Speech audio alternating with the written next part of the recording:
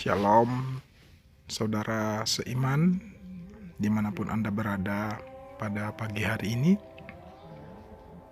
Senang sekali bisa berjumpa, sekalipun melalui rekaman ini, di mana saya akan membagikan kebenaran firman Tuhan. Kita sama-sama belajar bagaimana sebenarnya kehendak Tuhan di dalam kehidupan kita sebagai orang-orang percaya. Kita belajar dari kisah seorang tukang periuk yang terdapat di dalam kitab Yeremia. Saya kira saudara-saudara sekalian sangat mengerti kisah tukang periuk itu, di mana Yeremia mendapat perintah daripada Tuhan untuk pergi ke rumah tukang periuk untuk melihat proses bagaimana periuk itu dibuat. Dan saya yakin bahwa Yeremia datang dan memperhatikan dengan sangat teliti proses bagaimana periuk itu dibentuk. Dan saat itu Tuhan berkata kepada Yeremia bahwa bangsa Israel sama seperti periuk yang sedang dibuat. Ketika periuk yang sedang dibuat itu rusak, maka dia akan kembali membentuk menjadi sesuai apa yang baik menurut pemandangan si tukang periuk tersebut. Nah, kitab Yeremia ini dilatar belakangi di mana bangsa Israel saat itu memberontak kepada Tuhan dengan menyembah berhala, dengan melakukan hal-hal yang jahat, melakukan ketidakadilan sosial. Dan hal itu di mata Tuhan sangat-sangat menyedihkan, tidak disukai Tuhan. Itu sebabnya Tuhan mau kembali membentuk bangsa Israel sesuai dengan apa yang menjadi kehendaknya. Karena Tuhan ingin bangsa Israel ini jadi berkat buat segala bangsa. Tetapi karena penyimpangan yang dilakukan oleh bangsa Israel, maka Tuhan melalui Yeremia menyampaikan pesannya. Apa yang bisa kita pelajari dari kitab Yeremia ini? Satu hal yang harus kita tahu bahwa setiap pribadi kita diciptakan sesuai dengan gambar Allah. Artinya bahwa Tuhan punya tujuan bagi setiap pribadi kita. Terlebih lagi bahwa Tuhan menciptakan kita itu untuk perbuatan baik. Dari awal Tuhan menciptakan kita untuk perbuatan baik. Tetapi ketika manusia atau Adam dan Hawa jatuh dalam dosa, maka kecenderungan hati manusia adalah melakukan hal-hal yang jahat.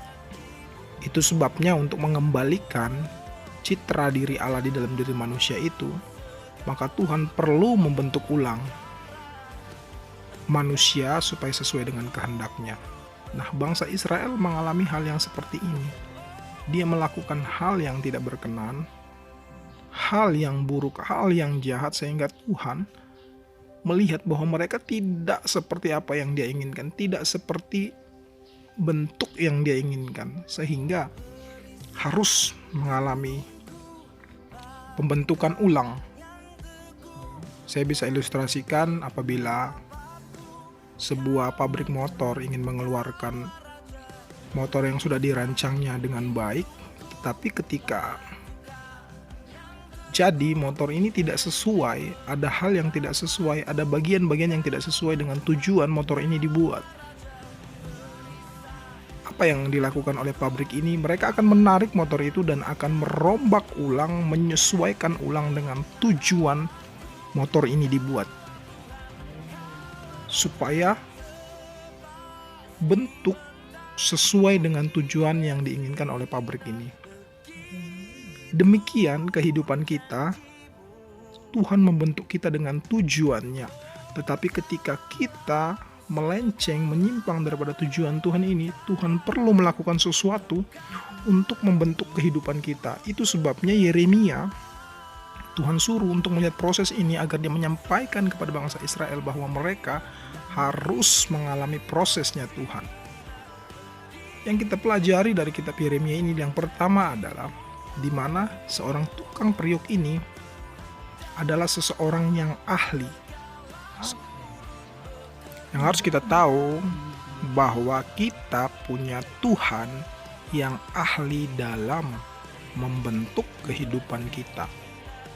Dia mau kita sesuai dengan kehendak-Nya. Tapi ketika kita tidak sesuai dengan kehendak-Nya, maka hidup kita harus dihadapkan dengan pelarikan. Kita harus dibentuk. Tapi yang perlu kita tahu, ketika dalam pembentukan, harusnya kita taat kepada pembentukan itu. Kenapa? Karena kita tahu bahwa Allah, bahwa Tuhan, Sang Tukang Periuk itu sanggup membentuk hidup kita menjadi sesuai dengan kehendak-Nya, sehingga kita bisa dipakai untuk kemuliaan Dia. Sehingga kita mengalami keberhasilan di dalam apa yang kita kerjakan karena sesuai dengan apa yang menjadi tujuan Tuhan. Yang kedua yang kita pelajari adalah kita harus mau mengalami proses Tuhan. Seringkali di dalam kehidupan kita diperhadapkan dengan masalah, kita diperhadapkan dengan segala tantangan. Di keluarga kita diperhadapkan dengan mungkin suami yang kasar, atau istri yang tidak mau diatur, atau anak yang nakal. Tapi satu hal yang kita bisa belajar, bahwa mungkin saja hal ini Tuhan pakai untuk memproses kehidupan kita. Kita menghadapi kekecewaan oleh karena orang mengecewakan kita. Kita menghadapi pengkhianatan oleh karena orang mengkhianati kita. Kita menghadapi ejekan oleh karena apa yang kita buat, padahal yang kita buat itu benar. Seringkali orang mengalami hal-hal ini dan mereka memberikan respon marah, kecewa akan segala yang dilakukan. Padahal kita mungkin gak mengerti bahwa Tuhan itu mau membentuk kita lewat hal-hal yang sulit ini. Sama seperti saat ini kita mengalami COVID-19 ini. Kita anggap ini hal yang sulit, kita anggap ini hal yang susah, kita anggap ini hal yang mustahil untuk bisa hidup di tengah-tengah masa seperti ini. Tapi bisa kita merenungkan bahwa Tuhan mungkin mau membentuk kehidupan kita lewat masalah ini, membentuk iman kita, membentuk pribadi kita menjadi pribadi yang lebih kuat, yang lebih kokoh daripada yang sebelumnya. Itu sebabnya perlu kita mengerti untuk mengikuti proses-proses yang Tuhan lakukan dalam kehidupan kita. Oleh sebab itu, dari 2 poin yang sudah kita pelajari, kita harus mengerti bahwa Allah itu adalah Allah yang ahli. Itu yang perlu kita tahu. Yang kedua, kita bersedia diproses dalam prosesnya Tuhan, sehingga hidup kita menjadi sesuai dengan kehendak-Nya. Terima kasih. Tuhan Yesus memberkati.